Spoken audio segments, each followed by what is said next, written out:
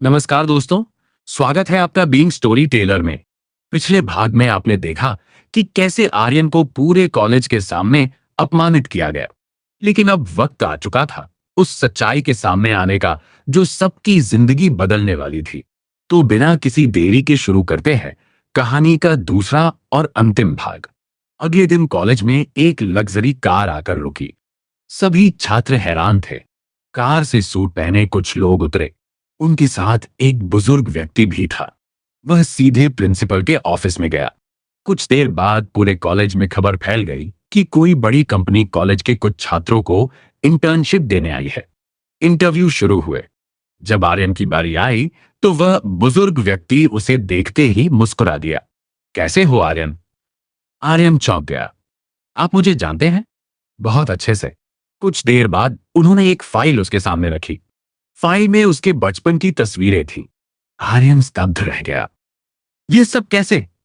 बुजुर्ग बोले, क्योंकि मैं तुम्हारे पिता का सबसे भरोसेमंद आदमी हूं। फिर उन्होंने वह सच बताया जिसने आर्यन की दुनिया बदल दी। सालों पहले विक्रम सिंघानिया ने अपने बेटे को सामान्य जीवन देने का फैसला किया था। उन्हें डर था कि दौलत की वजह से उनका बेटा वास्तविक दुनिया से कट जाएगा। इसलिए आर्यन को साधारण माहौल में पाला गया। उसकी पढ़ाई, घर और हर जरूरत का इंतजाम गुप्त रूप से किया जाता रहा, लेकिन उसे कभी अपनी असली पहचान नहीं बताई गई। आर्यन के पैरों तले जमीन खिसक गई। जिस लड़के को लोग गरीब समझकर हंसते थे, वह देश के सबसे बड़े उद्योगपति का इकलौता वारिस था। कुछ दिनों बाद विक्रम सिंघानिया खुद कॉलेज पहुंचे। पूरा कॉलेज स्तब्ध था। राघव के पिता भी वहां मौजूद थे।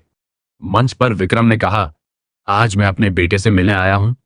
पूरा हॉल खामोश हो गया। फिर उन्होंने आर्यन को मंच पर बुलाया। राघव का चेहरा सफेद पड़ गया। उसे अपनी आंखों पर विश्वास नहीं हो रहा था।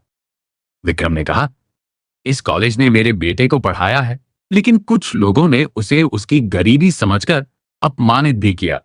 पूरा हॉल सिर झुकाकर बैठ गया। राघव मंच पर आया। उसकी आंखों में आंसू थे। मुझे माफ कर दो।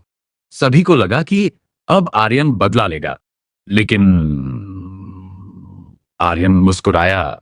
उसने कहा, अगर मैं भी वही करूं जो तुमने मेरे साथ किया, तो मुझमें और तुम में फर्क क्या रहेगा? पूरा हॉल तालियों से गूंज उठा। कुछ साल बाद आर्यन ने अपने पिता का बिजनेस संभालने के बजाय एक नई कंपनी शुरू की। उसका लक्ष्य था गरीब और प्रतिभाशाली छात्रों की मदद करना। उसने हजारों बच्चों को स्कॉलरशिप दी। एक इंटरव्यू में जब उससे पूछा गया, आपकी सफलता का सबसे बड़ा कारण क्या है, तो आर्यन ने जवाब दिया, लोगों का अपमान नहीं, उनके संघर्ष को समझना सीखिए, क्योंकि कभी कभी जिस इंसान को आप सबसे कमजोर समझते हैं वही सबसे मजबूत निकलता है।